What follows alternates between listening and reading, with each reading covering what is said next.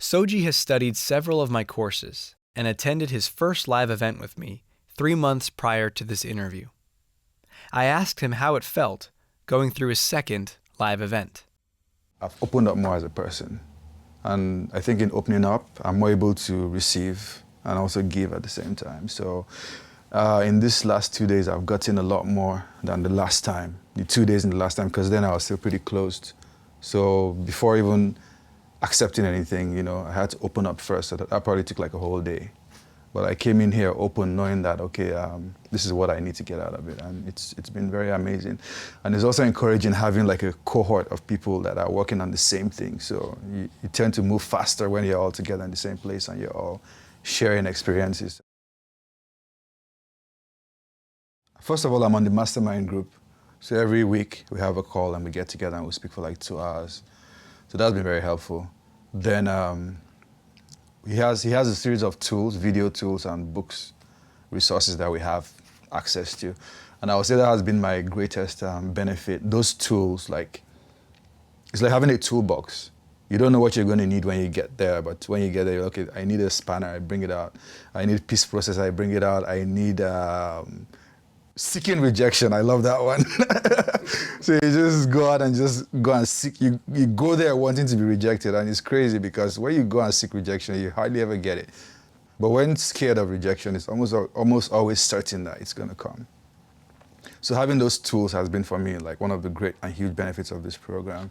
And the encouragement from the program to have like experiences, not just having everything up here, but actually going out and translating what you have up here into your body, I think there's been great power in that for me.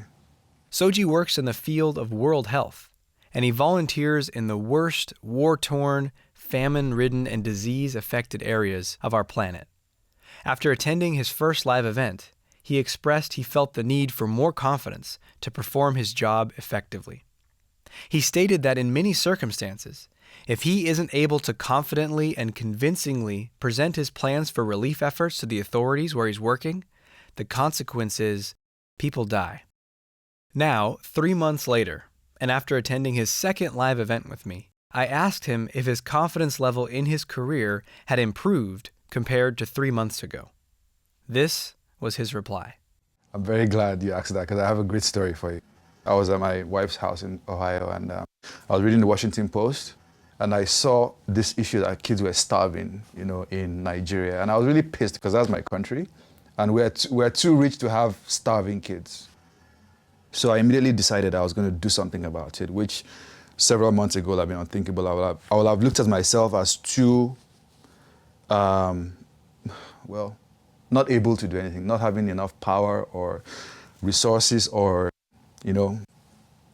ability to do anything about it. But I resolved to travel down to Nigeria and do what I could, and I did. And when I got to Nigeria, there was this temptation not to go, but I pushed beyond it and I went. And when I got there, before I got there, I couldn't get any hotel room. There was no hotel room in the capital at all. So they were like, don't go. They were like, no, you've already committed, go. And I did.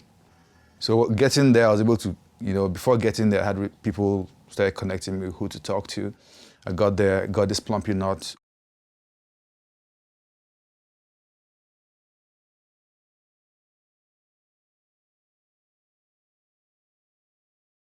Went to a few refugee camps, gave things out.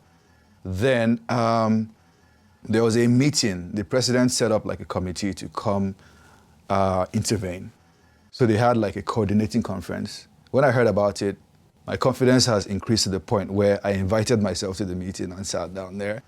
And during deliberations, like they were making a budget, like you said, greed, You see budgets and you're like, this is not right. Like, this budget is not going to solve the problem because it looks like you're just padding the budget.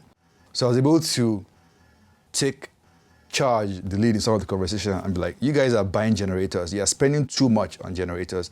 You don't need generators for this. Just buy fuel for the existing generator and use the resources to actually solve the problems on ground. So yeah, that meeting was really significant for me because I was able to go there and make an impact, kind of like along the lines of what I had a challenge with before.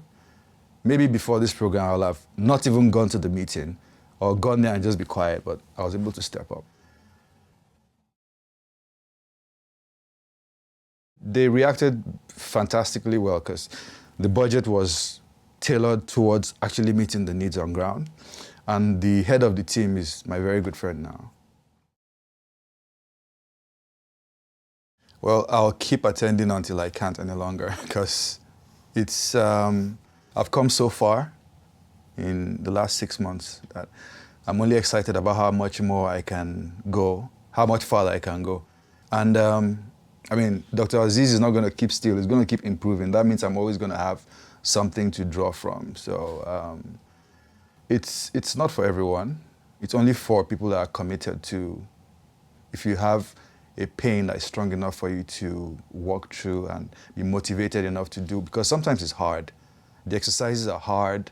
Committing to the calls, you know, once a week is hard. The money is much, you know, to invest that much in a program, it's a risk. But if it's for you and you feel strongly enough about taking charge of the aspects of your life that you are not comfortable with, it's a fantastic way to go. Because it's not just intellectual stuff, it's intellect and physical action.